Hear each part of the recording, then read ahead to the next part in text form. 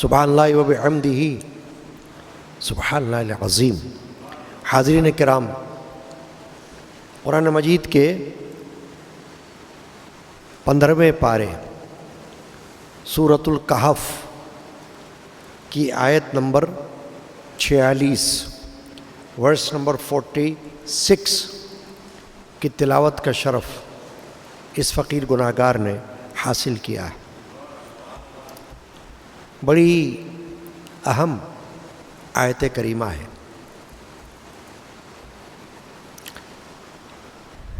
موضوع ہے مال اور اولاد دنیا کی زینت ہے۔ ارشاد فرمایا المال والبنون زینت الحیات الدنیا، مال اور بیٹے یہ جیتی دنیا کا سنگھار ہے۔ والباقیات الصالحات خیر عند ربک ثوابا وخیر عملا، اور باقی رہنے والی اچھی باتیں ان کا ثواب تمہارے رب کے یہاں بہتر، اور وہ امید میں سب سے بھلی۔ یہ ہے ترجمہ۔ یہاں دو باتوں کا ذکر اللہ تبارک و تعالی نے فرمایا۔ مال یعنی روپیہ، پیسہ، دولت، جائیداد، سب کچھ آ گیا۔ جو چیزیں مال سے تعلق رکھتی ہیں وہ سب مال میں داخل ہیں۔ جو چیزیں مال سے خریدی جا سکتی ہیں وہ بھی مال ہے، مال و دولت۔ المال والبنون، اور بیٹے، اولاد، زینت الحیات الدنیا، یہ دنیا کی زندگی کی زینت ہے۔ اس طرف اللہ تبارک و تعالی نے توجہ دلائی کہ مال و دولت اور اولاد دو چیزیں بندے کو محبوب ہوتی ہیں، پسندیدہ ہیں، پیاری ہوتی ہیں۔ مرد اور عورت ان سے محبت رکھتا ہے، مال سے بھی محبت اور رغبت ہوتی ہے، اور اولاد سے، اولاد میں خاص کر بیٹے، اولاد نرینہ، بندے اس کی خواہش کرتے ہیں اولاد نرینہ کی۔ یہ خواہش ممنوع نہیں ہے، جائز ہے، بلکہ اگر اس خواہش میں کوئی اچھی نیت ہو مستقبل کی تو خواہش بھی نیک ہو جائے گی، یعنی نیک خواہش کہلائے گی۔ بیٹے کی تمنا، اولاد نرینہ کی خواہش۔ باری تعالیٰ نے فرمایا کہ یہ مال اور بیٹے یہ اس دنیا میں بندے کے لیے، مرد کے لیے، عورت کے لیے ایک سنگھار ہے، زینت ہے، سجاوٹ، جس کو دیکھ کر بندہ خوش ہوتا ہے۔ یا مال کو دیکھ کر خوش ہوتا ہے، یا بیٹوں کو دیکھ کر خوش ہوتا ہے، اولاد کو دیکھ کر خوش ہوتا ہے۔ یہ خوشی ممنوع نہیں، ناجائز نہیں، مگر یہ دنیا کی حد تک ہے فرمایا، کیونکہ مال بھی یہیں رہ جائیں گے، اور اولاد اگرچہ وہ بیٹے ہوں جن کی اس نے خواہش کی کہ یا اللہ مجھے بیٹا عطا فرما، اولاد نرینہ، وہ بھی یہیں رہ جائیں گے۔ یعنی دنیا کی سطح پر، اس جیتی دنیا میں، اس فانی دنیا میں مال بھی یہیں رہے گا، اولاد اور بیٹے وہ بھی یہیں رہیں گے، آگے نہیں جا سکتے، قبر میں نہیں جا سکتے، باہر رہیں گے۔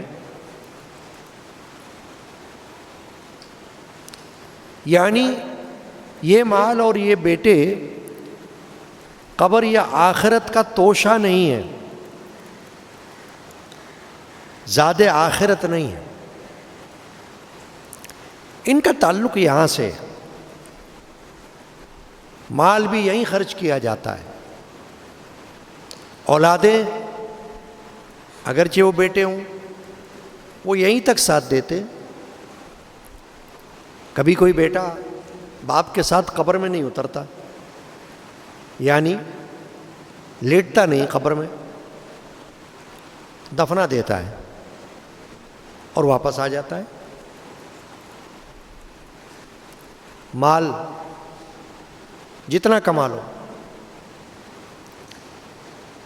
اور جیسا بھی کماؤ،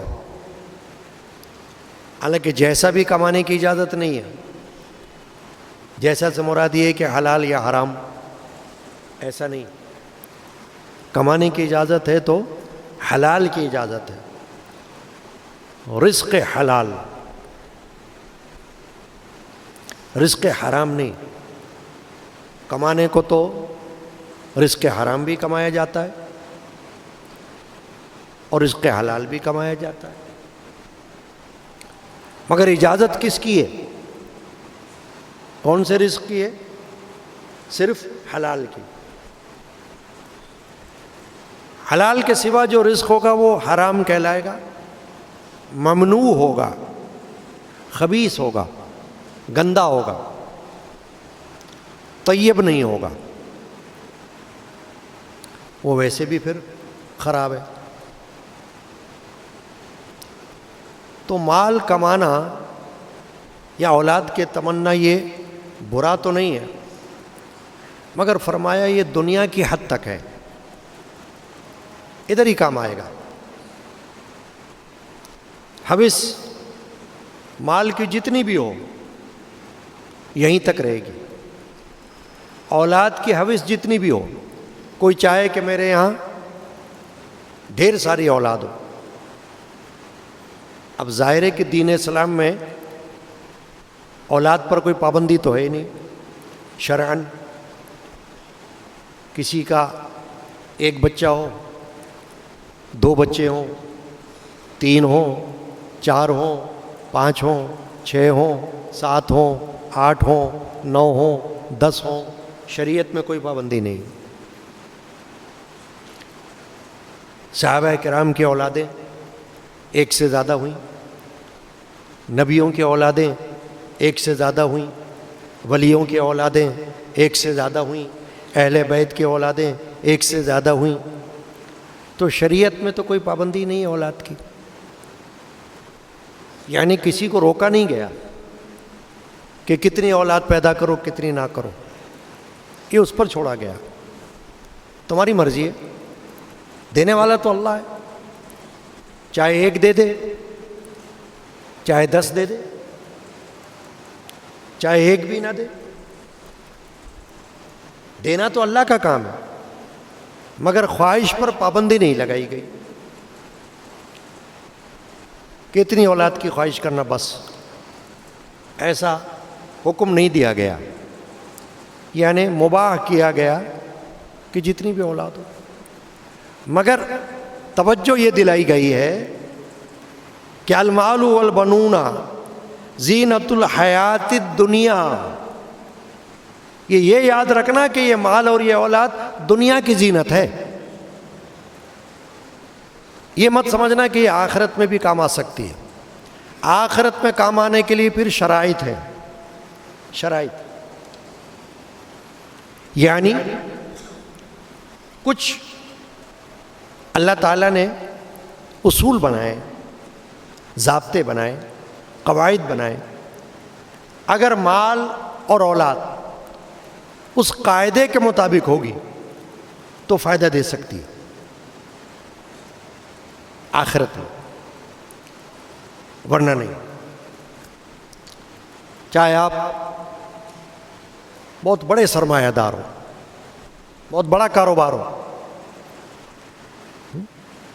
یعنی بہت بڑے کاروباری ہو، تم بہت مال ہو تمہارے پاس، بھلے ہو، اس وقت تک یہ مال کام نہیں آ سکتا آخرت میں جب تک اس مال کو شریعت کے بتائے ہوئے قاعدے کے مطابق استعمال نہ کیا جائے.